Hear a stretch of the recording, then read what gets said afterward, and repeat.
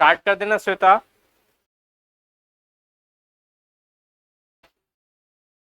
चलिए देखिए, तो यूनिट 1 से ये आपका टॉपिक था, है ना, टेस्ट था, जिसमें हम लोग किसकी बात किए थे, तो हम लोग बात कर रहे थे इसमें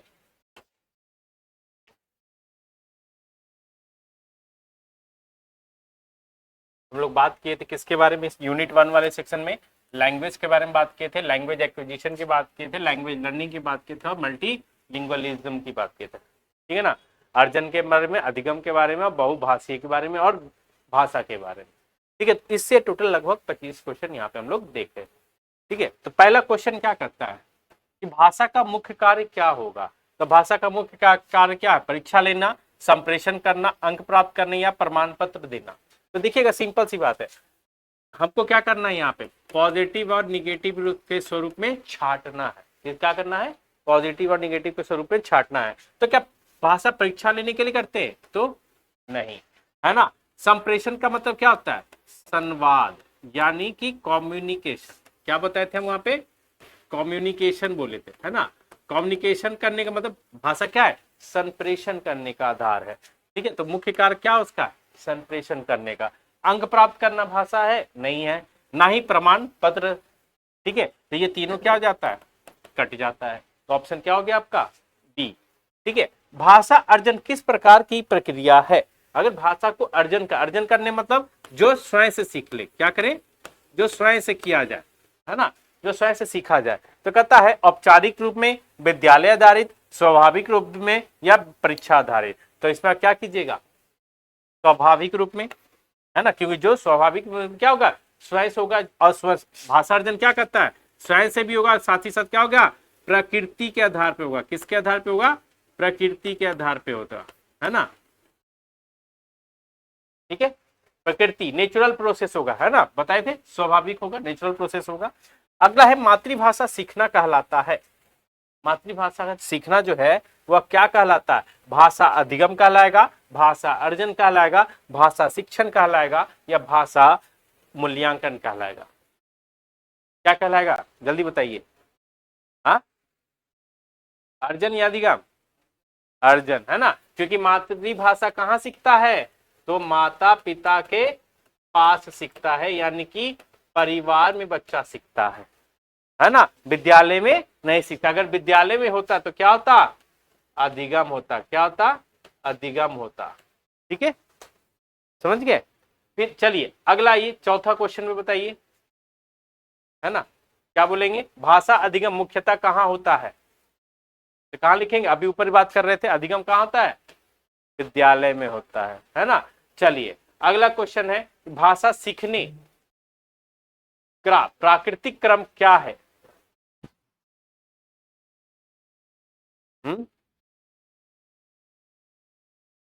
भाषा सीखने का प्राकृतिक क्रम पूछ रहा है। सबसे पहले बच्चा सुनता है, उसके बाद फिर बोलता है, उसके बाद पढ़ता है, उसके बाद लिखता है ना। क्योंकि ऑब्वियस जब तक आप लिखना कब सीखते हो, जब वर्णमाला सीख गए, है ना, मनोहर पोथी में कहते हैं क ख ग घ अंगा, हम लोग ये सीख गए, तब हम शब्दों के बाद हम क्या करते हैं, पहले शब्द सीखते हैं, सॉरी अक्षर सीखते हैं, और अक्षर के बाद क्या करते हैं, शब्द का निर्माण करते हैं, और शब्द के बाद वाक्य का निर्माण करते हैं, ठीक है। तो पहले हम क्या करते हैं, सुनते हैं। जब बच्चा छोटा है, 0 से 2 वर्ष में, क्या कर रहा है बच्चा, सुन रहा है, बोल रहा है, नहीं बोल रहा है, बोलता है कब है, जब वो बोलना सुन के सीख जाता है या अर्जन कर लेता है, तब जब अर्जन करेगा तो वाचन करेगा, फिर अधिगम करेगा तो क्या करेगा, पठन करेगा और लेखन करेगा, ठीक है। यानी पहले बच्चा श्रवण करता है, वाचन करता है, पठन करता है और लेखन करता है। तो सी ऑप्शन क्या हो जाएगा आपका, सही हो जाएगा, ठीक है।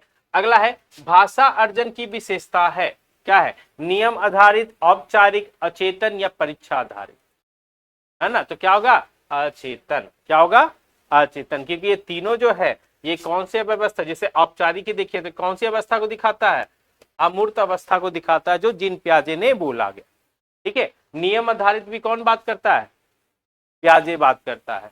परीक्षा आधारित भी कौन बात करता है, प्याजे कहता है, ठीक है। तो यानी अगर देखा जाए तो ये तीनों आधार जो दे रहा है वो कौन दे रहा है, प्याजे दे रहा है ना। और अचेतन क्या होगा कि बच्चा जो भाषा अर्जन कर रहा है वो अपने बिना चिंतन किए, बिना किसी रूल रेगुलेशन के, बिना किसी नियम व्यवस्था के बच्चा अपने आप सीखेगा। यानी कहां से सीखेगा? तो समाज से सीखेगा। कहां से सीखेगा? समाज से, या तो फिर अपने माता पिता से सीखेगा, या तो कहां से सीखेगा? वातावरण से सीखेगा, खुद से, है ना। तो उसको क्या बोलेंगे? अचेतन। और इसकी भावना कौन दे रहा है? वाइगोत्स्की, है ना। कौन दे रहा है? वाइगोत्स्की।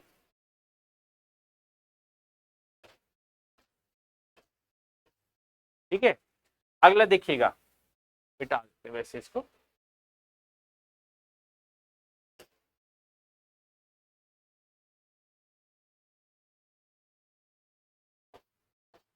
अगला क्वेश्चन क्या कर रहा है? भाषा अधिगम की प्रमुख विशेषता क्या है? क्या है? स्वाभाविक, अचेतन, नियम आधारित या स्वतः होने वाली?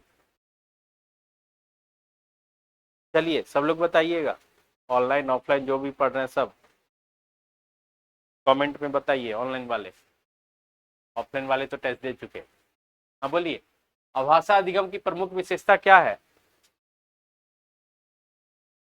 स्वाभाविक रूप से, अचेतन रूप से, नियम आधारित या स्वतः होने वाली? अब देखिएगा, सिंपल सी बात, ये जो तीनों बात कह रहा है, ए बी और सी, है ना, ये किसकी बात कर रहा है? अर्जन करने की बात कर रहा है। किसकी बात कर रहा है? अर्जन करने की बात। सिर्फ नियम आधारित किसकी बात करता है? तो अधिगम करने की बात करता है ना। अभी ऊपर भी क्वेश्चन में हम लोग देख चुके हैं। फिर अगला कहता है बहुभाषिकता। क्या है? बहुभाषिकता का अर्थ है केवल एक भाषा जानना। तो भाई सिंपल सी बात है, कहीं भी केवल शब्द हो वो कौन सी भावना को दर्शाता है? निगेटिव, नकारात्मक भावना को दर्शाता है। तो वो ऑप्शन क्या कर देंगे? गलत कर देंगे। ठीक है। फिर कहता है दो या उससे अधिक भाषाओं का प्रयोग, या तो केवल विदेशी भाषा या केवल मातृभाषा। अगेन हम लोग क्या करेंगे? केवल वालों को हटा देंगे। अब बहुभाषिक सिंपल सी बात कब? जब हम मल्टीपल भाषा बोल पाते, दो या दो से अधिक भाषा। ठीक है, तो उस भाषा का प्रयोग पे क्या हो जाएगा? बहुभाषी हो जाएगा। चलिए अगला क्वेश्चन बहुत अच्छा है, इंपॉर्टेंट क्वेश्चन है, ध्यान दीजिएगा। कहता है कि एनसीएफ 2005 में बहुभाषा को क्या माना गया है या क्या मानता है? क्या बोलिएगा, जल्दी बताइए। बाधा, समस्या, संसाधन या चुनौती? तो क्या देखिए, अगेन यहाँ पे एनसीएफ जब भी काम करेगा क्या सकारात्मक भाव की बात करेगा, है ना। तो यहाँ पे सकारात्मक कौन सा है? संसाधन है ना। तो ऑप्शन क्या हो जाएगा आपका? सही, संसाधन के रूप में, है ना। बाधा, समस्या या चुनौती ये क्या है? एक तरीके का नकारात्मक भावना को दर्शाता है। ठीक है, अगला क्वेश्चन आइए 10 नंबर पे। 10 नंबर क्वेश्चन कहता है कि सीबीएसई के अनुसार भाषा शिक्षण होना चाहिए। क्या बोल रहे हैं? मीटर गिर गया मतलब?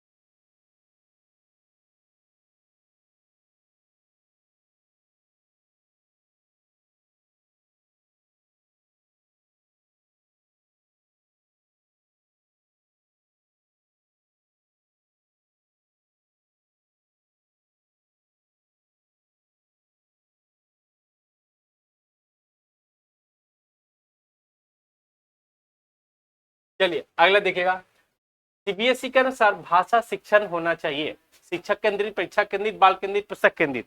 अब तो हमेशा कैसा होना चाहिए? बाल केंद्रित। कैसा होना चाहिए? बाल केंद्रित, है ना। ठीक है, अगला है भाषा अर्जन अधिकतर किससे जुड़ा है? भाषा अर्जन अधिकतर किससे जुड़ा है? वातावरण से, परीक्षा से, पाठ्य पुस्तक से या अंक से?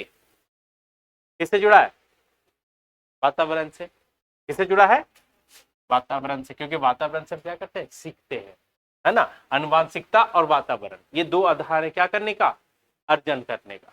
ठीक है, ये तीनों आधार क्या है? अधिगम के आधार पे आएगा, है ना। लेकिन ये भी मूल्यांकन, और जब असेसमेंट और इवेल्युएशन की बात करेंगे, आकलन और मूल्यांकन की बात करेंगे, तब ये तीनों चीज आएंगे, राइट। खैर आगे देखिएगा, भाषा अधिगम में शिक्षक की भूमिका होती है। भाषा अधिगम में शिक्षक की भूमिका क्या होगी? अब क्या कीजिएगा, अच्छा, शिक्षक की भूमिका नहीं होती है, शिक्षक की भूमिका महत्वपूर्ण होती है, शिक्षक की भूमिका बहुत कम होती है, या शिक्षक की भूमिका गौण होती है। तो कैसी होती है? अधिगम में महत्वपूर्ण होती है। बहुत इजी क्वेश्चन है। प्रथम भाषा सामान्यतः क्या होती है? हम लोग पॉइंट पढ़े थे ना, प्रथम भाषा, द्वितीय भाषा और तृतीय भाषा, राइट। तो भैया प्रथम भाषा समान क्या होती है? विदेशी भाषा, विद्यालय की भाषा, मातृभाषा या तृतीय भाषा, है ना। तो देखिएगा, सिंपल सी बात है, क्या कीजिएगा, मातृभाषा को क्या बोलते हैं? प्रथम बोलते हैं। कौन सी भाषा बोलते हैं? प्रथम भाषा। क्यों? क्योंकि यह कहाँ सीखा जाता है? तो आपके परिवार के परिवेश में बोला सीखा जाता है, यानी माता पिता के पास सीखा जाता है। ठीक है, समझ गए। अगर विद्यालय की भाषा की बात करें तो विद्यालय में हम क्या सीखते हैं? तो द्वितीय भाषा या तृतीय भाषा, है ना। तृतीय भाषा हम कहाँ सीखते हैं? विद्यालय में सीखते हैं। ठीक है, तृतीय भाषा भी कहाँ सीखते हैं? अतिरिक्त भाषाओं के आधार पे हम विद्यालय में सीखते हैं, चाहे वो कोई तृतीय भाषा में कोई विदेशी भाषा हो या कोई अन्य भाषा, कोई भी भाषा आप सीख रहे हो, है ना। अब कहता है द्वितीय भाषा सामान्यतः कहाँ सीखी जाती है? घर में, विद्यालय में, बाजार में या खेल के मैदान में? तो कहाँ सीखेंगे? विद्यालय में। जस्ट ऊपर ऑलरेडी इसका हम लोग कर चुके हैं। कहता बहुभाषिकता किससे बढ़ावा देती है? संज्ञानात्मक विकास, रचनात्मकता या समस्या समाधान क्षमता या उपरोक्त सभी? जल्दी बताइएगा। बहुभाषिकता किसे बढ़ावा देती है? संज्ञानात्मक विकास को, रचनात्मक को, समस्या समाधान को या उपरोक्त सभी? तो भैया सभी को देता है ना। चलिए अगला है, भाषा अर्जन किस प्रकार होता है? सचेतन, अचेतन, नियम आधारित या परीक्षा आधारित? हम लोग पहले भी देख सकें, किसके दरमियान होता है? देखिए सिंपल छाटेंगे, परीक्षा आधारित होता है? नहीं। नियम आधारित है? नहीं, क्योंकि ये सब क्या होगा? अधिगम की बात आ जाएगी, है ना। इसमें क्या कीजिएगा, सचेतन या अचेतन? हाँ, अचेतन हम लोग पहले भी कर चुके हैं शुरू में। अरे अभी पहले भी था, देखो क्वेश्चन यहाँ पे, कहा ये देखो, यहाँ पे भी है। भाषा अर्जन की विशेषता है, कौन सी है? अचेतन। वही क्वेश्चन यहाँ पे पलट के पूछा जा रहा है आपसे। ठीक है, तो क्या होगा? अचेतन किया जाता है। किस प्रकार से किया जाता है भाषा अर्जन? अचेतन से किया जाता है। ठीक है, क्योंकि यहाँ पे सचेतन करेंगे मतलब क्या हो गया? चिंतन, तर्क करना आप चालू कर दिए। ठीक है, अचेतन मतलब वहां पे तर्क नहीं करे, सचेतन मतलब चिंतन करना, अचेतन मतलब चिंतन नहीं करना। ठीक है ना। अगला है, निम्न में से कौन सा भाषा अधिगम का उदाहरण है? भाषा अधिगम का उदाहरण कौन सा दिखा रहा है यहाँ पे आपको? मातृभाषा बोलना सीखना, तो ये क्या हो गया? अर्जन हो गया, ये तो अर्जन आ गया ना। ठीक है, घर में भाषा सीखना, अगेन अर्जन आ गया। अंग्रेजी व्याकरण सीखना या परिवार से भाषा सीखना, ये भी आपका अर्जन आ गया। अधिगम कौन आया? अंग्रेजी व्याकरण सीखना, क्योंकि अधिगम में क्या सीखते हैं? नियम सीखते हैं। क्या सीखते हैं? नियम सीखते हैं। और व्याकरण में क्या सीखते हैं हम लोग? नियम की बात करते हैं, है ना। इज एम आर कहाँ लगेगा, है ना। हलंत बिंदु, चंद्र बिंदु कहाँ लगेगा, हर्षिकार, दीर्घिकार कहाँ लगेगा, है ना। तो ये नियमों में हम सीखते हैं। कहाँ? तो व्याकरण में, सॉरी, व्याकरण में सीखते हैं। तो कहता बहुभाषिक कक्षा में शिक्षक को क्या करना चाहिए? केवल एक भाषा का प्रयोग, तो केवल शब्द हम अगेन क्या करेंगे? इसको नकारात्मक भाव में देखेंगे, काट देंगे। फिर कहता है भाषाई विविधता का सम्मान करेंगे, मातृभाषा को रोकना। ठीक है, और एक और है सेक्शन है आपका, क्या दिया? दूसरी भाषा पर प्रतिबंध। प्रतिबंध क्या है? एक निगेटिव शब्द है ना, निगेटिव शब्द है। तो यहाँ पे क्या करेंगे? विविधता का सम्मान करेंगे। क्या करेंगे? बहुभाषिक कक्षा में विविधता का सम्मान करेंगे, तभी विविधता ही क्या बताएगा? बहुभाषी को समझाएगा ना। विविधता किसको कहेंगे? जब बहुलब्धि हो, यानी बहुत अधिक, बहुत सारी चीज देखने को मिल रहे हो, राइट। तो वहां पे क्या कहेंगे? भाषाई विविधता। ठीक है, इजी जी क्वेश्चन है कि नहीं। भाषा मुख्यतः क्या है? विषय, नियम, संप्रेषण का माध्यम या परीक्षा? क्या है? संप्रेषण का माध्यम, है ना। चलिए, भाषा की प्रकृति क्या होती है? स्थिर, परिवर्तनशील, अपरिवर्तनीय या सीमित?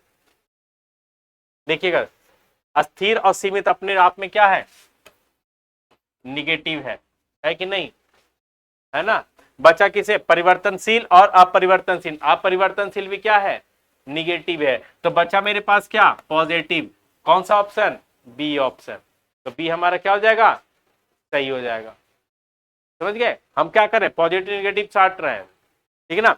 अगला है एजर्सन रीजन का क्वेश्चन। देखिए कह रहा है बहुभाषिकता बच्चों के सीखने में सहायक है, बिल्कुल सही, ठीक है ना। ये कथन क्या कर रहा है, सही कह रहा है। रीजन कहता है यह संज्ञानात्मक विकास को बढ़ावा देता है, यह भी सही कह रहा है। लेकिन कहता है कि यह दोनों सही है तथा एक की सही व्याख्या है, यह दोनों सही है पर आर व्याख्या नहीं है।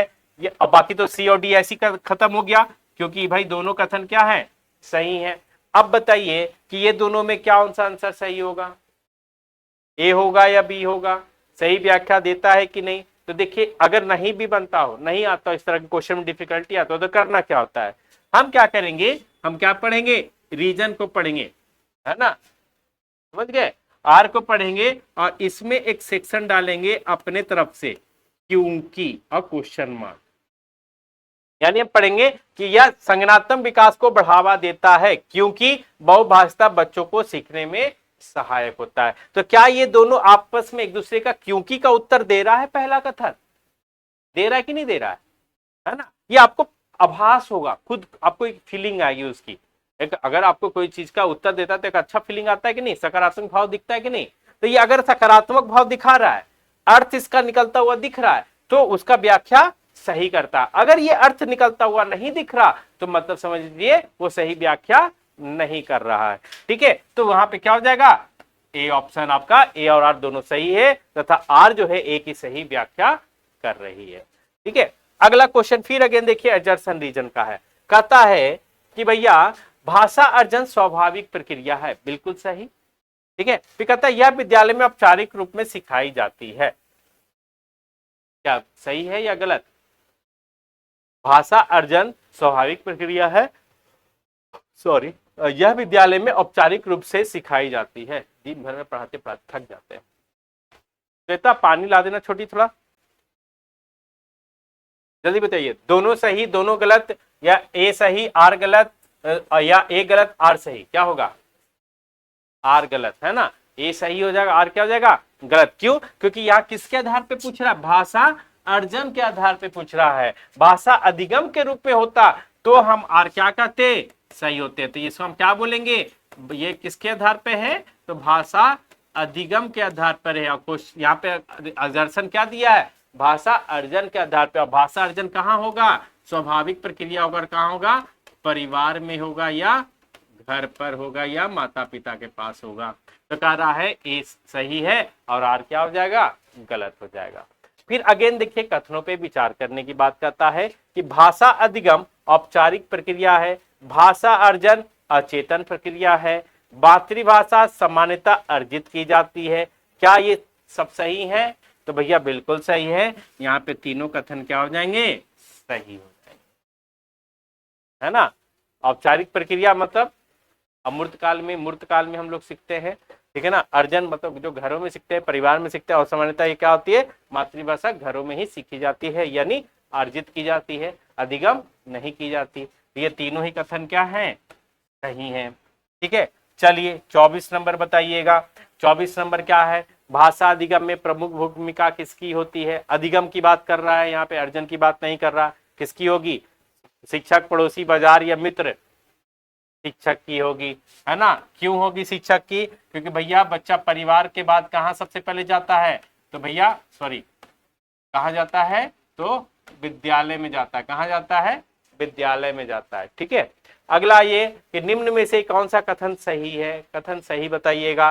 सभी भाषाएं संसाधन है, केवल अंग्रेजी महत्वपूर्ण है। भाई केवल शब्द अगेन क्या करेंगे, इसको निगेटिव है, काट देंगे। मातृभाषा का महत्व नहीं है, तो भैया अगेन यहाँ पे क्या है, नहीं, काट देंगे, क्योंकि हमको पता है कि मातृभाषा का महत्व कहाँ दिया गया है, तो भैया एनसीएफ की पॉलिसी जो है, कौन सी पॉलिसी, एनसीएफ की पॉलिसी, है ना, वो 2005 के आधार पे देखा जाए तो क्या कहता है, मातृभाषा ही क्या है, मूल आधार है। और प्राथमिक स्तर पर या निम्न स्तर पर विद्यालय में कौन सी भाषा में पढ़ाई जानी चाहिए, मातृभाषा में ही पढ़ाई जानी चाहिए, है ना, ताकि बच्चों के अंदर अधिगम बेहतर तरीके से लाया जा सके, ठीक है। और नहीं शब्द है तो ऑलरेडी अगेन ये निगेटिव बात कर रहा है, तो अगेन क्या करेंगे, काट देंगे। फिर कहता बहुभाषिता एक बाधा है, अगेन बाधा क्या, एक निगेटिव शब्द है, तो 3 निगेटिव पर हमको क्वेश्चन क्या पूछ रहा है, पॉजिटिव में, तो क्या कर देंगे ऑप्शन में, ए ऑप्शन, सभी भाषा क्या है, संसाधन। यानी कहने का मतलब मेरा तात्पर्य ये है पॉजिटिव या निगेटिव के आधार पे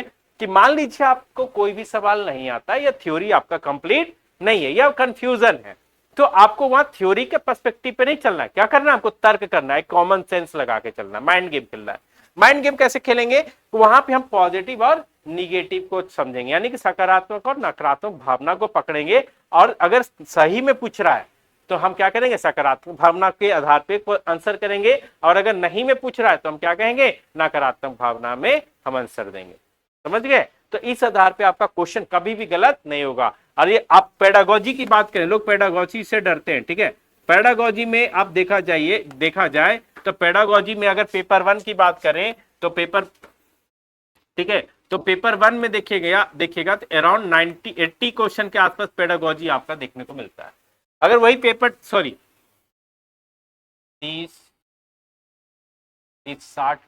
यहाँ पे पेपर 1 में 90 क्वेश्चन, पेपर 1 अगर कर रहे हैं आप तो 90 क्वेश्चन, अगर पेपर 2 दे रहे हैं तो आपका 80 क्वेश्चन आपका सिर्फ पेडागोजी होता है, ठीक है, और सारे पेडागोजी का थीम क्या है, सेम है, कोई फर्क नहीं है, ठीक है, चाहे वो लैंग्वेज पेडागोजी हो, चाहे वो सीडीपी का पेडागोजी हो, ईवीएस का पेडागोजी हो, मैथ साइंस का हो, चाहे एसएसटी का पेडागोजी हो, सभी पेडागोजी में आधार क्या है, बेसिक क्या है, सेम है। समझ गए, मूल तत्व एक ही है, बस क्या है थोड़ा सा अवधारणाएं अलग अलग हो जाती हैं, लेकिन जो बनाने का तरीका है, ठीक है, या क्वेश्चन छाटने का जो तरीका है वो सेम है, पॉजिटिव निगेटिव छाटना है आपको मैक्सिमम केसेस में, ठीक है। और कहीं कहीं पे थोड़ा सा हमको ज्ञान की जरूरत होती है या तर्क लगाने की जरूरत है, क्योंकि पूरा पेडागोजी सब्जेक्ट ही क्या है, रीजनिंग है, ये तर्क वाला विषय है, ये रीजनिंग है, रीजनिंग, ठीक है, रीजनिंग कीजिए काम हो जाएगा।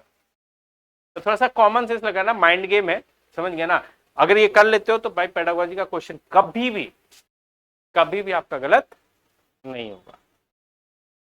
समझ गए, तो ये चीज है। खैर ये ओके हो गया। 21 नंबर देखिएगा, 21 नंबर कहाँ, 21 नंबर, चलिए 21 नंबर क्या कहता है, बहुभाषिकता बच्चों को सीखने में सहायक है। मान लीजिए आपको बहुत सारी लैंग्वेज आती है तो आप हर तरह का किताब पढ़ सकते कि नहीं पढ़ सकते, तो वह सहायक होगा आपके लिए कि नहीं होगा, होगा, तो पहला कथन सही है मेरे लिए। दूसरा कथन कहता है कि यह संज्ञानात्मक विकास को बढ़ावा देती है। संज्ञानात्मक विकास क्या कहता है, ज्ञान संबंधी विकास, मानसिक विकास, बौद्धिक विकास, इसकी बात करता है ना। तो अगर मुझे बहुत सारे भाषा आते हैं और मुझे सीखने में वो सहायक हो रहा है तो मेरा मानसिक विकास होगा कि नहीं होगा, होगा। तो मतलब दोनों कथन क्या है, सही है, और दोनों कथन एक दूसरे का स्पष्टीकरण कर रहा है कि नहीं कर रहा है, कर रहा है ना, बस समझ गए, कोई दिक्कत। कितना नंबर आया आप लोगों का, नंबर जरूर बताइएगा, उससे क्या होता है ना कि थोड़ा थोड़ा पता चलता है कि कहाँ मार खा रहे हैं और कहाँ नहीं मार खा रहे हैं, कहाँ मेहनत करवानी और कहाँ मेहनत नहीं करवानी, और आपको खुद भी पता चलेगा कि हमको कहाँ पढ़ना है कहाँ नहीं पढ़ना है। अब एक चीज बताइए, कल जितना भी टॉपिक मैंने पढ़ाया, कोई ऐसा टॉपिक है जो हमने ना पढ़ाया हो, सारा पढ़ाए हुए, और वहीं से आपको पीवाईक्यू में क्वेश्चन पूछ रहा है, ये टोटल का टोटल पीवाईक्यू के आधार पे है, और पीवाईक्यू ही है, समझ गए ना, पीवाईक्यू है टोटली, आप उठा के देखिए पीवाईक्यू सारा आपको मिलेगा, समझ गए। तो पीवाईक्यू बना लिए और जो पढ़ा रहे हैं उसे पीवाईक्यू बन रहा है, मतलब समझ लीजिए आप क्या हो गए, पास। बस अब करना क्या है इसमें, हमको नंबर उठाने के तरीके बनाने, नंबर उठाने का तरीका बना लिए, रणनीति अपना पैदा कर लिए कि हमको कैसे नंबर उठाना है, काम हो गया। यूं ही नहीं कहते 120 में 120 आता है, 120 क्या 150 में 150 भी ला सकते हैं आप, ये आपकी कैपेबिलिटी के आधार पे होनी चाहिए। और लोग लाते हैं, ऐसा नहीं कि 140 नहीं उठाया है लोगों ने या 145 उठाया है लोगों ने, लेकिन भैया उनको आधार है उनके पास। अगर सिंपल सा है, अगर हम बात अभी देखिए कि सिंपल से क्या कहे कि भाई हम कितना नंबर ला रहे हैं, पेडागोजी में 90 या 80 मार्क्स का कैरी कर रहा है ना जी, 150 में बचा के बाकी थ्योरी, और थ्योरी में कौन सा थ्योरी, ग्रामर का सेक्शन लैंग्वेज में, और आपका मैथ साइंस है तो मैथ साइंस, ईवीएस है तो ईवीएस, एसएसटी है तो एसएसटी, उसका थ्योरी। ठीक है, तो वही बचा ना, बाकी बचा कहाँ? सीडीपी पूरा का पूरा पेडागोजी ही है एक तरीके से, समझ गए? तो अगर इसमें फोकस कर लीजिए तो बताइए 60 क्वेश्चन में 30 नंबर भी नहीं लाइएगा? आराम से आएगा, आराम से, क्या उससे ज्यादा आएगा। ये तो ऑन एवरेज बोल रहे हैं हम 50% लाना। ठीक है, तो ये अगर मेरा पोर्शन स्ट्रांग हो, मेरा पेडागोजी स्ट्रांग हो, तो भैया 90 नंबर हम यहां ला रहे हैं तो 30 नंबर लाएंगे तो 120 नंबर नहीं आएगा क्या मेरा? आएगा कि नहीं आएगा?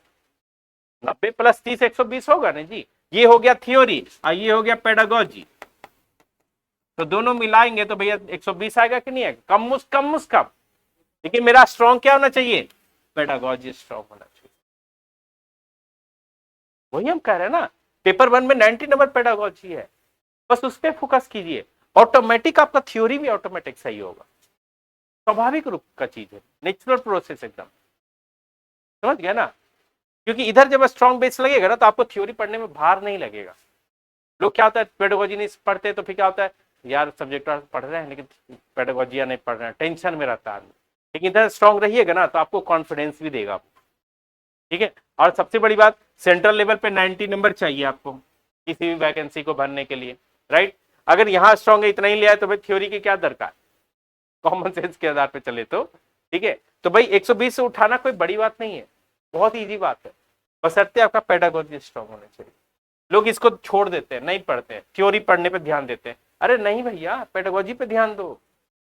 थ्योरी तो बहुत कॉमन सी चीज है, और कोई लंबा चौड़ा थ्योरी नहीं है। आप चाहे मैथ्स का पढ़िए, साइंस का पढ़िए, सोशल साइंस का पढ़िए, अगर मिला जुला के 30 घंटा भी पढ़ लीजिएगा ना, 30 घंटा, ज्यादा नहीं, सिर्फ 30 घंटा, आपका पूरा थ्योरी खत्म है। चाहे कोई भी सब्जेक्ट आप उठा लीजिए, चाहे मैथ उठाइए, साइंस उठाइए, चाहे एसएसटी उठाइए, 30 घंटा में पूरा का पूरा चैप्टर खत्म, सारा का सारा, ऑल सब्जेक्ट,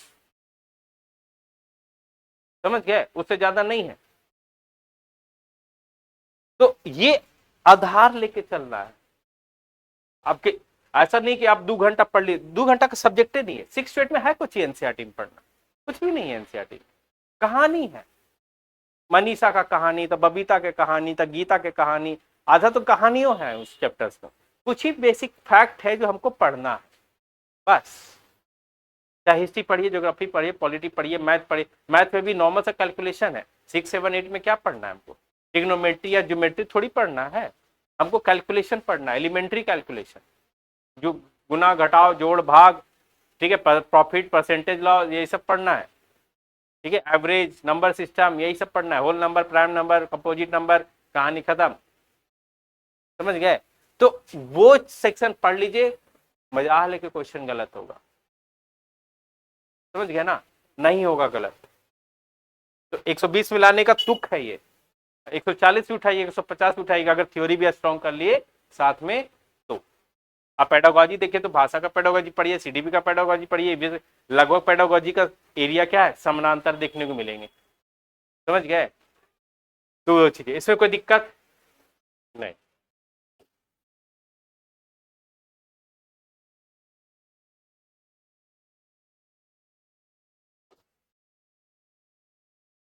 चलिए,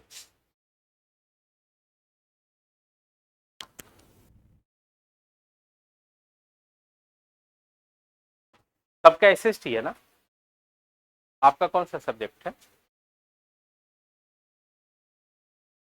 नहीं नहीं, लैंग्वेज की बात नहीं कर रहा हूँ मैं, साइंस है। अच्छा,